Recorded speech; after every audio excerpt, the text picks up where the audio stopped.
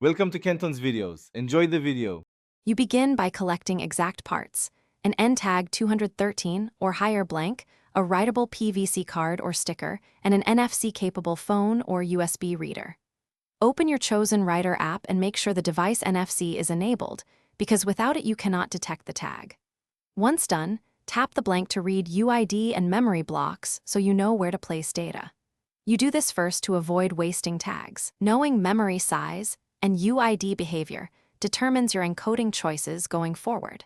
You now build the NDEF payload and write it to the tag. Start with a simple URL or MIME record so you can confirm success quickly, and then expand to complex records if memory allows. When data exceeds a block, write in chunks and verify each block to prevent corruption. Once the content is correct, use the tag's password protection or lock bits to prevent unauthorized rewrites.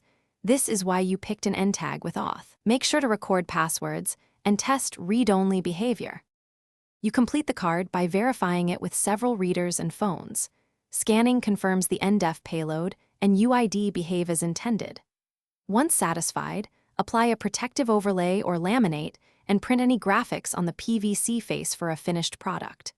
If something goes wrong, first realign the phone or reader over the tag antenna and try again.